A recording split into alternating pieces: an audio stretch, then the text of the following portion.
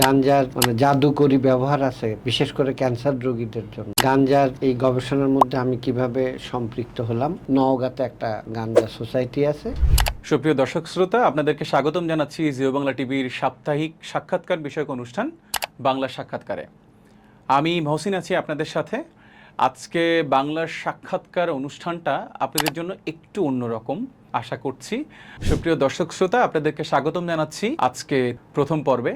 আমি doctor Sheikh Bakhtiar Uddin, ex professor, উদ্ভিদ বিজ্ঞান বিভাগ, চট্টগ্রাম বিশ্ববিদ্যালয়। বর্তমানে মেহেরপুর বিশ্ববিদ্যালয়ের উপাচার্যের দায়িত্বে আছি। তো এই যে আমরা ক্যানাবিস বা হেম্প বা আমাদের লোকালি যেটা বলে গাঞ্জা, এই গাঞ্জার এই গবেষণার মধ্যে আমি কিভাবে সম্পৃক্ত হলাম এটারও একটা ইতিহাস আছে। কাজেহেরো অগাসারা উনি কাজ করতেন জাইকাতে, প্রায় 40 বছর আগে ওনার বাংলাদেশে আসা। পরবর্তীতে উনি আমার ওয়েবসাইট থেকে, আমার একটা মেডিসিনাল প্ল্যান্টসের ওয়েবসাইট আছে, ওখানে দেখে আমার সাথে উনি যোগাযোগ করেন এবং উনি চট্টগ্রাম চলে আসেন ওনার সাথে দুইজনকে নিয়ে। আমি তখন চট্টগ্রাম বিশ্ববিদ্যালয়ে থাকি, আমার আগ্রাবাদের বাসাতে উনি চলে আসেন। এখন ওনার আসার উদ্দেশ্যটা কি আমি যখন জিজ্ঞাসা করলাম, উনি তখন বললেন যে ওনার শাশুড়ি ক্যান্সারে আক্রান্ত এবং প্রচন্ড পেন হয়, পেনটা সহ্য করা তার জন্য কঠিন। আর ডাক্তাররা বলেছে আর 3 মাস বাঁচবে। আর এই পেনের জন্য যে সমস্ত মেডিসিন ডাক্তাররা সাজেস্ট করেন, মডার্ন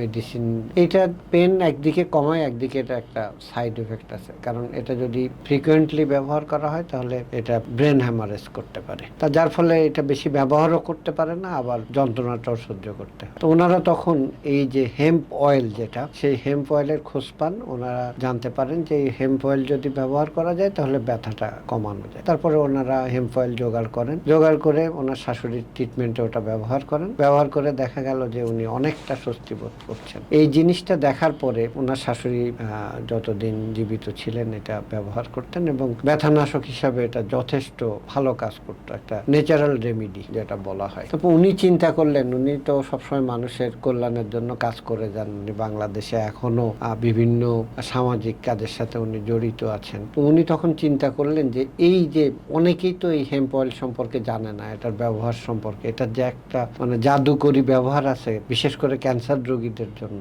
আমি যদি এইটার জিনিসটা মানুষের মধ্যে জানিয়ে দিতে পারি এবং এটার প্রোডাকশন করে যদি এটা ওষুধে ব্যবহার করা যায় তাহলে খুব ভালো হয়। তো এটার জন্য তো গবেষণার দরকার। আমার সাথে যোগাযোগ করার পরে আমি তো বললাম যে আমাদের দেশে আসলে এটা গবেষণা করাটা কঠিন একটা বিষয়, কারণ হেম্প নিষিদ্ধ। তারপরেও আমরা কিছু কাজ শুরু করেছিলাম। উনি তখন ওনার যে বন্ধু ডক্টর কাজেহেরনের মতো, উনি শিনসুই ইউনিভার্সিটি প্রফেসর, এখন ওনার সাথে যোগাযোগ করেন। তখন উনি ওই যে বাংলাদেশের একজন স্টুডেন্ট আতিক, উনি ওনার সাথে পিএইচডি করেন। উনি তখন এই বিষয়টা নিয়ে ইন্টারেস্টেড হন এবং এইটা নিয়ে শুরু করতে যে ইন্টারেস্টিং একটা ব্যাপার দাঁড়ায়, যেটা আমরা জানতে পারি। এর আগে কিন্তু এটা সম্পর্কে আমরা নিজেরাও জানতাম না। নওগাঁতে একটা গাঞ্জা সোসাইটি আছে, ওখানে গাঞ্জা লিগালি উৎপাদন করা হতো এবং ব্যবহার করা হতো। এই হিস্ট্রি সম্পর্কে ডক্টর আতিক বিস্তারিত বলবেন। তো এই হলো আমাদের ঢোকার বিষয় এবং আমরা চেয়েছিলাম যে এই গাঁজার এই যে হেম্প অয়েল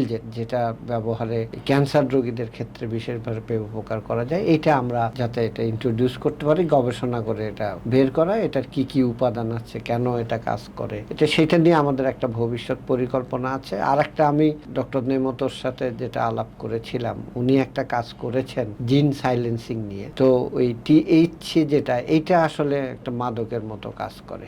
এখন ফাইবার, এটার আবার গাঁজার আর একটা ব্যবহার আছে যে ফাইবার, এই ফাইবারটা খুবই শক্ত এটা, এবং আগে এটা জাহাজ বাঁধার জন্য, নৌকা বাঁধার জন্য এটা ব্যবহার করা হতো অনেক আগে থেকে, এটার হিস্ট্রি আছে। এখন এই ব্যবহারটা আমরা কিভাবে ফিরিয়ে আনতে পারি, এটার একটা সাইন্টিফিক্যালি একভাবে করা যায়। সেটা হলো যে এটা যে টিএইচসি উৎপাদন হয়, এইটাকে যদি সাইলেন্ট করে দেওয়া যায়, যদি টিএইচসি উৎপাদন না হয়, তাহলে এটার যে মাদক হিসাবে যে ব্যবহার হয় ওটা আর হবে না। ওটা তখন আর যে মাদকের যে গুণাগুণ, ড্রাগের যে গুণাগুণ, ওইটা থাকবে না। আমরা ফাইবার হিসাবে উৎপাদন করতে পারবো, কোনো সমস্যাই হবে না। তো এটা নিয়ে হয়তো উনি চিন্তা ভাবনা করছেন যে এটা কিভাবে করা যায়। তো এইগুলো গবেষণা করতে গেলে আসলে অনুমতির প্রয়োজন আছে। তা আমরা ভবিষ্যতে এই বিষয় নিয়ে, এই যে গাঁজার উৎপাদন, তারপরে হেম্প অয়েল বা হেম্প ফাইবার, এইগুলা নিয়ে আর একটা জিনিস যেটা ডক্টর নেমতো আর আমার কমন ইন্টারেস্ট, আমিও পিএইচডি করেছি এথনোবটানিতে। তো ওই যে গাঁজার যে এথনোবটানিক্যাল ইনফরমেশন,